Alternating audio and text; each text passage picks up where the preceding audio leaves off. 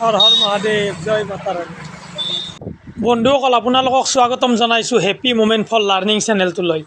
আজি আমি এনেকুৱা এটা ঠাইলৈ গৈ আছোঁ, মই আৰু আমাৰ বন্ধু ৰাজবংশীৰ পৰিয়াল আৰু আমাৰ পাটোৱাৰীৰ পৰিয়াল। পাটোৱাৰীও আছে লগত, ৰাজবংশীও আছে। এতিয়া আমি যিটো জেগালৈ যাই আছোঁ বন্ধুসকল, আপোনালোকে ভিডিঅ'টো সম্পূৰ্ণকৈ চালে গম পাব। খুবেই প্ৰাকৃতিক পৰিৱেশেৰে মনোমোহা আৰু লগতে তাতে অন্যতম আকৰ্ষণ এজন ব্যক্তিক আপোনালোকক পৰিচয় কৰাই দিম, যিজন ব্যক্তি এতিয়া নাম, কাম আৰু ধাম সমস্ত ত্যাগ কৰি এই স্থানটো লৈছে। আহক বন্ধুসকল, নলবাৰীৰ মাজমজিয়াত আজি ভিডিঅ'টো আৰম্ভ কৰোঁ। এইখন আশ্ৰম বহু পুৰণি আশ্ৰম। এতিয়া ইয়াতে শিৱৰাত্ৰি পালন কৰা হৈছে 3দিনীয়া বৰ্ণাঢ্য কাৰ্যসূচীৰে। পাগলদিয়া ঘাট শিৱ মন্দিৰ। বলক ভিতৰলৈ যাওঁ।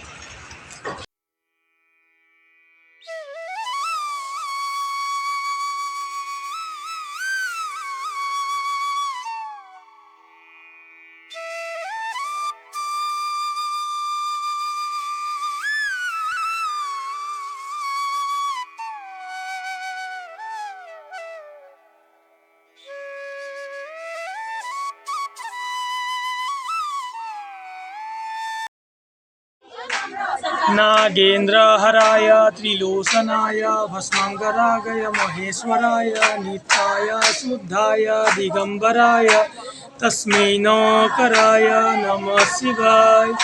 मंदाकिनी सलील संदन सरसिताय नंदीश्वर प्रमथनाथ महेश्वराय मंदारू पुष्प बहुपुष्प सुपूजिताय तस्मै मकराय नमः शिवाय। शिवाय गौरी वदनाब्ज वृंद सूर्याय दक्षाधरनशकाय श्रीनीलकंठाय वृषध्वजाय तस्मै श्रीकराय नमः शिवाय। वसिष्ठ कुंभ गौतमार्य मुनीन्द्र देव सरसिता शेखराय चंद्राख्य वैष्णालोचनाय तस्मै वकराय नमः शिवाय। यजैख रूपाय जटाधराय पीनकहस्ताय सनातनाय दिव्याय देवाय दिगंबराय तस्मै यकराय नमः शिवाय। ओम नमः शिवाय। ओम नमः शिवाय। ओम नमः शिवाय।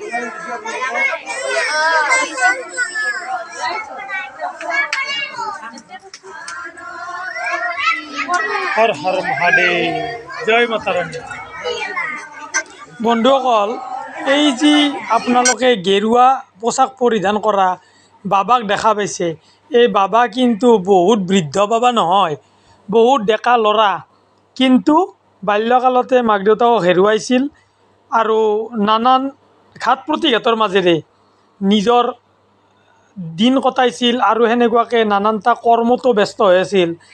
লাষ্ট টাইম তেখেতে আজিৰ পৰাই 3-4 বছৰ আগত এটা বেংকত তেখেতে এটা চতুৰ্থ বৰ্গৰ কৰ্মচাৰী হিচাপে কামো কৰিছিল আৰু তাৰপিছত মনত কিবা আধ্যাত্মিকতা খেলালে, তেখেতে বিয়া নকৰাৰ সিদ্ধান্ত ল'লে আৰু ঘৰ পৰিয়ালক ত্যাগ কৰি আজি প্ৰায় 3 বছৰ সাধনা কৰি উঠি তেওঁ এতিয়া ৰাইজৰ মাজলৈ ওলাইছে যে প্ৰভুৰ বাৰ্তা বিলাবলৈ। আহক বন্ধুসকল, বাবাৰ নাম বাবাই হ'ল আৰু দেউতাক মাকেও বাবাক বাবা বুলিয়ে মাতিছিল।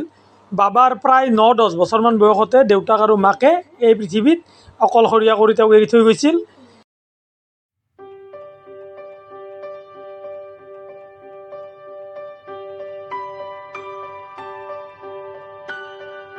ह्रीं श्रीं श्री शनेश्वराय ओम ऐं ह्रीं श्रीं श्री शनेश्वराय ओम ऐं ह्रीं श्रीं श्री शनेश्वराय ओम ऐं ह्रीं श्रीं श्री शनेश्वराय।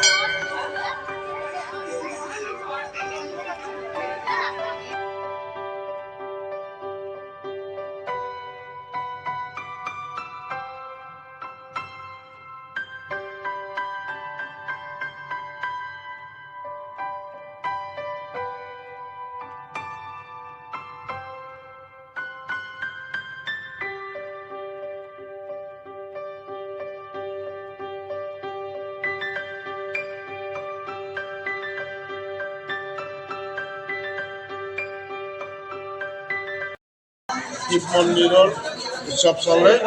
প্ৰথম দিনা আমাৰ বন্তি প্ৰজ্বলন, দ্বিতীয় দিনা শিৱ পূজা আৰু তৃতীয় দিনা আমাৰ আয়তীৰ নাম আৰু ভোগ বিতৰণ।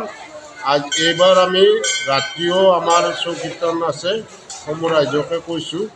আৰু আমাৰ মন্দিৰটো আমি ডাঙৰকৈ বনোৱাৰ কাৰণে আধাশিলা স্থাপন হৈয়ে আছে আৰু যিখিনি কাম আধৰুৱা আছে সেইখিনি কৰাৰ কাৰণে কোনোবা সহযোগিতা যদি কৰে আমাৰ মন্দিৰ কমিটিৰ ছেক্ৰেটাৰীয়ে সভাপতি লগ কৰিলে আমাৰ অনুষ্ঠানটো আমি আগবঢ়াই নিব পাৰিম। আমি ইয়াত নহাৰ আগৰে, আমাৰ জন্ম নোহোৱাৰ আগৰে এই অনুষ্ঠানটোত পানীৰ নৈৰ ঘাট আছিল। নাৱৰীয়াবিলাকে ইপাৰৰ পৰা সিপাৰে মানুহ কঢ়াইছিল, দলং নাছিল। যেতিয়া দলং বনাইছিল তাত ইয়াতে এটা মন্দিৰ, সৰু কৰি শিৱ মন্দিৰ বনালে। তাৰ পৰা ইয়াত ভঠেলি হৈছিল আৰু ইয়াত মহাত্মা গান্ধীয়ে মিটিং কৰিছিল। আৰু আমাৰ অলপ আগত, মন্দিৰৰ পৰা অলপ আগত আমাৰ নলবাৰী এজন মাৰলী তেখেতে মাটি কিনি ছখন বনৰ হেৰি কৰিছিল, ৰাইজে বনাব নিদিলে আৰু আমাৰ এই মন্দিৰটো বনাই এইখিনিত আমি আজি মোটামুটি এইদৰে চলি আহি আছে। দিনক দিনে আমি অলপ উন্নতিৰ ফালে লৈ যাই আছোঁ আৰু মন্দিৰটো ডাঙৰ কৰাৰ কাৰণে আমি লাগি আছোঁ। তাত আমাৰ ইয়াত এনেকৈ বাবা আহিয়ে থাকে, কেতিয়াবা ৩-৪জন দূৰৰ বাবা আহি ইয়াত আমাৰ ৰেচো লয়, এমাহ ২ মাহলৈ থাকি যায়। আৰু বৰ্তমান এতিয়া যিজন বাবা আহিছে তেখেতৰ যিখিনি কৰ্মকৰ্তা কৰি আছে সেইখিনি আমি বিৰাট ভালে পাইছোঁ।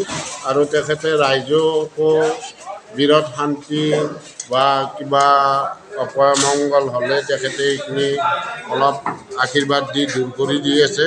আৰু বাবাজনে আমাৰ মন্দিৰটোৰ কাৰণে নতুনকৈ আহি যিখিনি ডেভেলপৰ আশা কৰিছে বা যিখিনি আমি উন্নতি পাইছোঁ বাবাটোৰ কাৰণেই আমি বিৰাট সুখী। তাৰমানে আমাৰ কমিটিখন বিৰাট সুখী।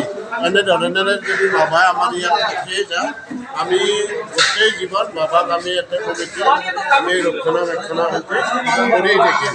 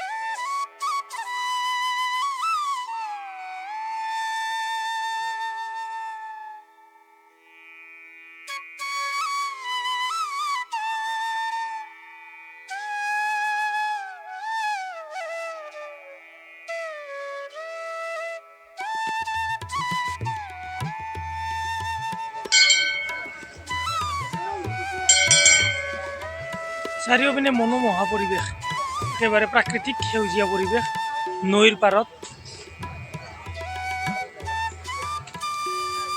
এনেকুৱাকৈ ভক্তৰ ভিৰ পৰিলক্ষিত হৈছে শিৱৰাত্ৰি উপলক্ষে।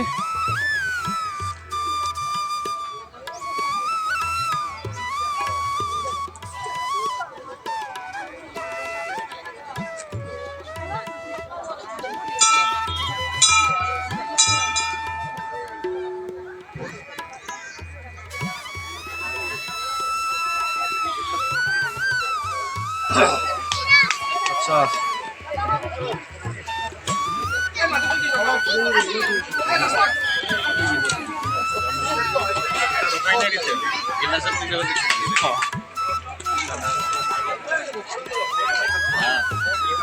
আমি এতিয়াৰ পৰা হৰ হৰ মহাদেৱ, জয় মাতাৰানী। আৰু এই ঘাটতে আমাৰ দুৰ্গা পূজাৰ প্ৰতিমা বিসৰ্জন হয়। এই ঘাটত পাগলদিয়া ঘাট এইটো। এতিয়াতো আমি এনেকুৱাকৈ ক'ব লাগিব যে মহাত্মা গান্ধী যিটো ঘাটত মিটিং কৰিছিল সেই ঘাটটো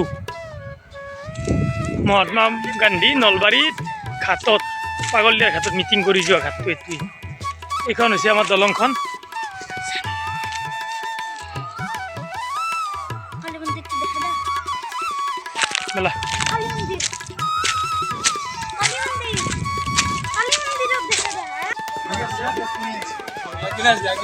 गिलास कुनै छ तोल हो पानी লৈ